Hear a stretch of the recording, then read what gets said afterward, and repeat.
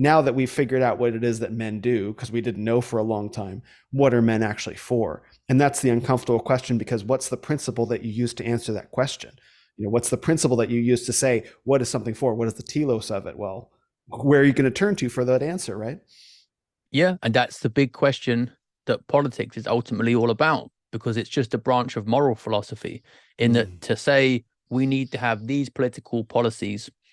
Why do we? Oh, because they're good. Why are they good? Why? Yeah.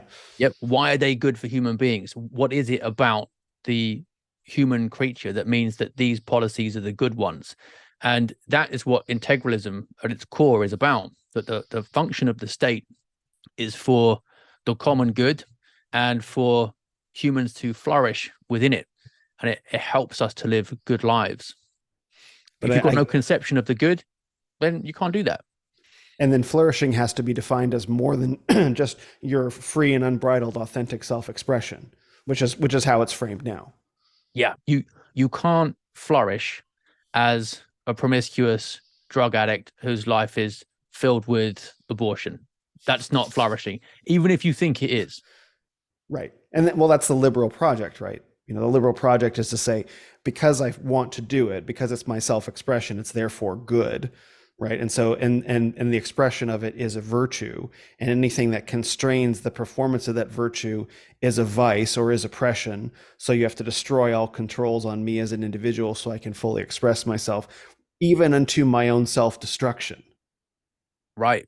And even not stopping at my biological sex. Yeah. And I think what we'll see in the future is, or even my species. So yeah. I feel like I'm a unicorn. That's my self-expression. I want autonomy from the fact that I'm a mere human being. I want to have all kinds of AI hop-ups so I can create myself as I see fit. In a word, I want to be God. And that's why we were talking earlier about the Enlightenment project of mastery over nature. It ends in mastery over human nature and in what is good for us. We want to be able to decide that. Yeah, and now with this is transhumanism, right? Like I was watching a video yesterday about, technological wombs, right? Like this idea that you can raise a child into like an infant, a fetus, an embryo, and a pod, and that's where it all leads. That's where it all leads. And then from there, why doesn't it lead to, you can augment yourself technologically? Why doesn't it lead to a metaverse where you can let your physical body wither and live exclusively in the digital realm? Why doesn't it lead there? Well, of course, naturally it does. It's the logical conclusion of the worldview. Yep, exactly it. And to avoid that logical conclusion, you have to dispute the premises, which is that we are atomized, disconnected individuals who aren't fundamentally built for family. That's where it goes wrong right at the outset. And that's why I think the return to family and that harmony between men and women for the benefit of children, and monogamy as a natural expression of human nature.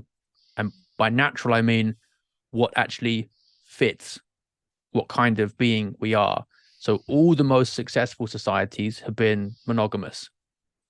A.D. Unwin's book, Section Culture, is clear on this. If the red pill, as the manosphere put it, is just a praxeology, it's just about what works pragmatically, why does it work so badly? Why has the society that's taken it further than anywhere else, the inner city ghetto, the most disordered, the most dysfunctional? If promiscuity works, according to you, why are the results so disastrous? If monogamy is unnatural, why does it produce the most successful civilizations? Why does it mean that we outbreed even polygynous societies, multiple wives, let alone promiscuous ones? Why does promiscuity mean chaos, death, depression if it works? The answer is it doesn't work.